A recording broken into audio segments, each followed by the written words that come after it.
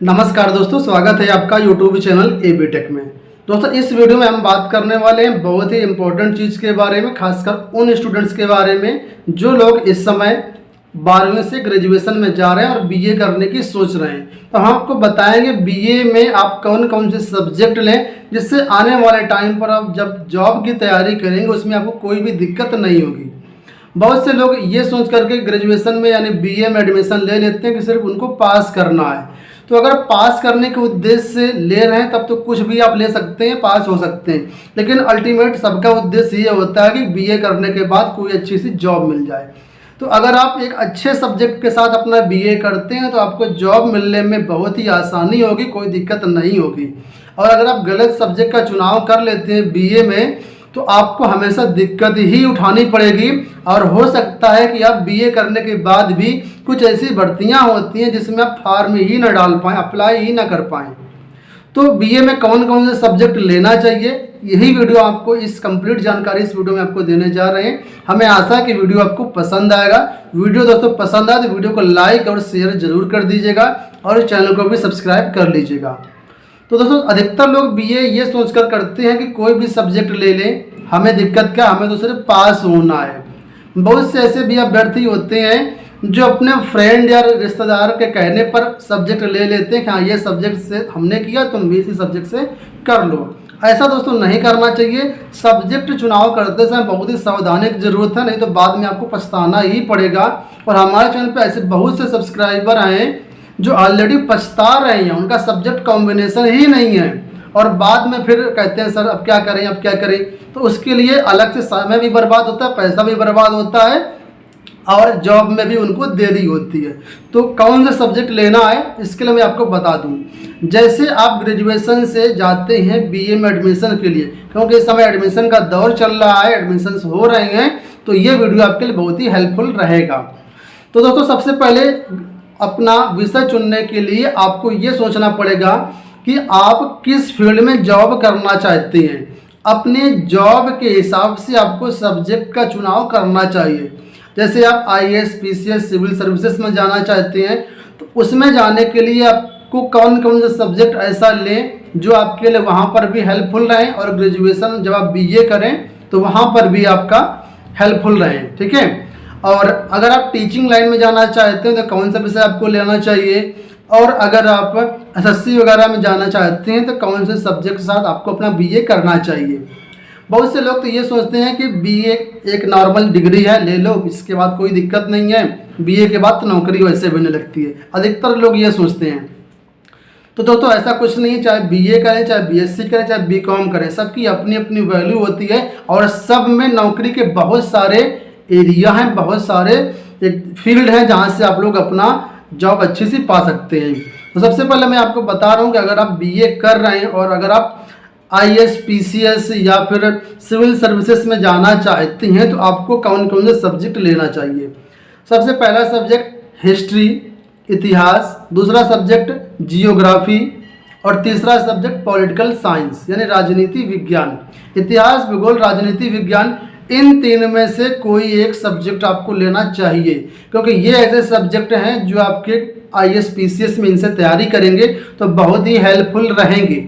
बहुत से ऐसे लोग होते हैं जो BA में गलत सब्जेक्ट चुन लेते हैं और बाद में फिर उनको इसी सब्जेक्ट में लेना पड़ता है, पढ़ना पड़ता है, तब उनको दिक्कत होती है। अगर आप ग्रेजुएशन में ही ये सब्जेक्ट पढ़ लेंगे तो आपको IAS PCS में थोड़ा सा आसानी हो जाती है, ठीक है। यहाँ पर मेरे कहने का ये मतलब भी नहीं है कि अगर आप ये सब्जेक्ट नहीं लेंगे तो IAS PCS नहीं कर सकते हैं, लेकिन आपको बाद में दिक्कत हो सकती है, ठीक है।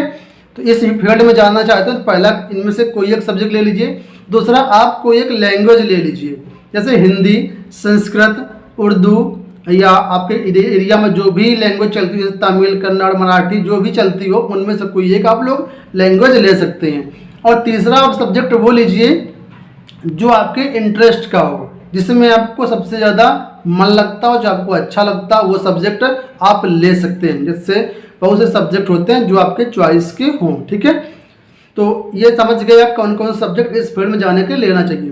खैर मैं आपको एक चीज़ और बता देता हूँ, जो बहुत बेसिक चीज़ है जो बिल्कुल भी नहीं जानते। ग्रेजुएशन में दोस्तों कुल मिलाकर के मिनिमम 3 सब्जेक्ट से पढ़ाई करनी होती है, ठीक है। और किसी किसी यूनिवर्सिटी में 5 सब्जेक्ट भी आपको पढ़ने होते हैं, वो अलग अलग यूनिवर्सिटी पर डिपेंड करता है, लेकिन मिनिमम 3 सब्जेक्ट तो आपको लेना ही पड़ेगा। जो बीए होता है 3 साल का ये कोर्स होता है, इसमें पहले 2 साल आपको 3 सब्जेक्ट रहते हैं और लास्ट ईयर आपके 2 सब्जेक्ट बचते हैं, 1 सब्जेक्ट को आपको छोड़ना होता है। तो जो लास्ट ईयर छोड़ना चाहें वो सब्जेक्ट आप छोड़ सकते हैं यहाँ पर, ठीक है। अब मैं बात कर लेता हूँ, अगर आप टीचिंग लाइन में जाना चाहते हैं तो कौन सा विषय आपको लेना चाहिए। दोस्तों टीचिंग लाइन में जाने के लिए सबसे पहले ज़रूरी ये है कि आप लोग बीए में, अगर बीए कर रहे हैं, खासकर मैं बीए की बात ही यहाँ पर कर रहा हूँ, बैचलर ऑफ आर्ट्स, तो बीए में आपके पास हिस्ट्री, ठीक है, और पॉलिटिकल साइंस यानी सिविक्स ले लीजिए, ज्योग्राफी और इकोनॉमिक्स, ये 4 सब्जेक्ट होते हैं। इन 4 में से 2 सब्जेक्ट आपको जरूर लेना चाहिए, नहीं तो फिर आपको बाद में सब्जेक्ट कॉम्बिनेशन में बहुत ही दिक्कत आती है और टीचिंग लाइन में आप बहुत ही पीछे जाएंगे, फिर अलग से आपको कोर्स करना पड़ेगा, उसमें 1, 2, 3 साल का समय बर्बाद हो सकता है। तो इसलिए इन सब चीज़ों से बचने के लिए आपको ग्रेजुएशन में ही अच्छे सब्जेक्ट का चुनाव करना चाहिए।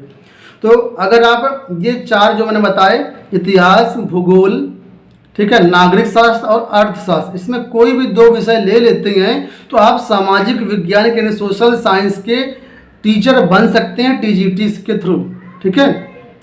और बाद में बीएड कर लीजिएगा तो सीधा आपका काम अच्छा हो गया, जल्दी जॉब मिल जाएगी।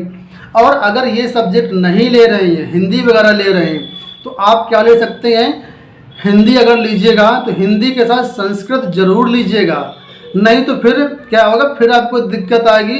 अगर आप टीचिंग लाइन में जाना चाहते हैं तो फिर आपको संस्कृत से फिर से आपको करना पड़ेगा बीए, दोबारा से बीए करना पड़ेगा, जिसका कोई भी मतलब नहीं है, सिर्फ आपके समय की बर्बादी होगी, अलग से आपको करना पड़ेगा।